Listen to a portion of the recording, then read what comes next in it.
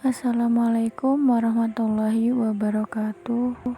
Perkenalkan, nama saya Neng Fitriani dari Prodi Manajemen Pendidikan Islam semester 2 kelas A. Di sini saya akan menjelaskan tentang imalah. Apa itu imalah? Imalah dalam arti bahasa condong atau miring, sedangkan menurut istilah adalah mencondongkan bacaan harokat fathah dan harokat kasroh sekitar 2/3-nya.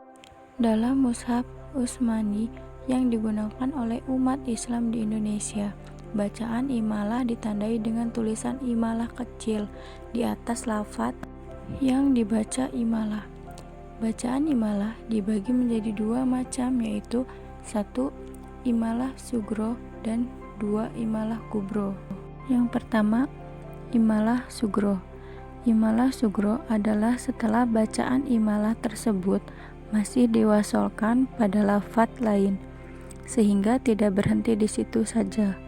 Menurut Imam Hafaz, bacaan imalah hanya pada Quran surah Hud ayat 41. Selain itu tidak ada, karena beliau hanya menyatakan satu imalah dalam Al-Quran sehingga tidak ada pembagian imalah. Ayat yang dimaksud adalah Bismillahirrahmanirrahim. Wa qala rakabu fiha bismillahi majreha wa mursaha. Kata majreha pada ayat di atas adalah satu-satunya bacaan imalah dalam Al-Quran. Oleh karenanya, ketika membaca kata ini harus diperhatikan dengan benar, jangan sampai salah, yaitu dengan memiringkan fathah pada huruf ro kepada kasroh. Jadi cara membacanya tidak majroha, akan tetapi menjadi majreha. Fathah yang dimiringkan kepada kasroh berubah seakan-akan menjadi e. 2. Imalah kubro. Imalah kubro adalah setelah bacaan imalah tersebut diwakafkan sehingga berhenti di situ saja.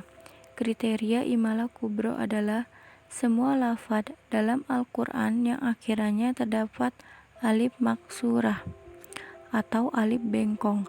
Pendapat ini dikemukakan oleh Imam Warasi, misalnya pada lafaz ahwa dibaca menjadi ahwe, wattaqo dibaca menjadi wattaqe, istagna dibaca menjadi istagne, dan fatardo dibaca menjadi fatarde. Namun, terdapat pengecualian, yaitu khusus bagi nama manusia yang akhirnya terdapat alif maksurah, tetap dibaca apa adanya, tidak boleh dibaca imalah. Misalnya Aisyah, Musa, Yahya, dan Mustafa. Cara membaca imalah dibaca huruf e, seperti pengucapan ekonomi, misalnya majroha dibaca majreha, ahwa dibaca ahwe, wattaqo dibaca wattaqe, istagna dibaca istagne, dan fatardo dibaca fatarde. Selanjutnya, letak tanda imalah dan isyam.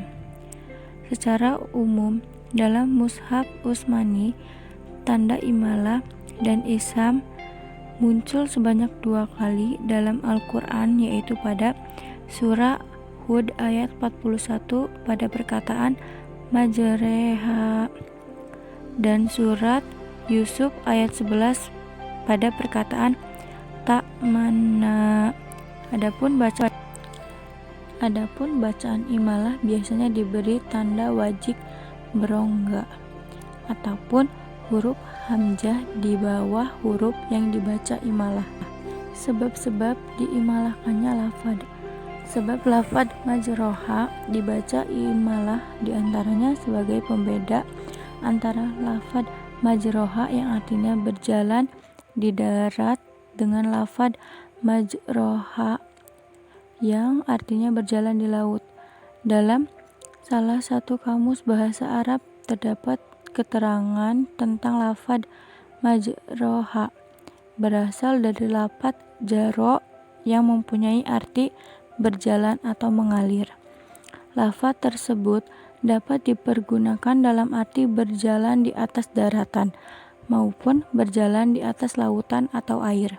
Akan tetapi, kecenderungan perjalanan di permukaan laut atau air tidak stabil, seperti halnya di daratan terkadang diterjang ombak kecil dan besar atau terhempas angin, sehingga sangat tepat apabila lafaz majroha tersebut diimalahkan.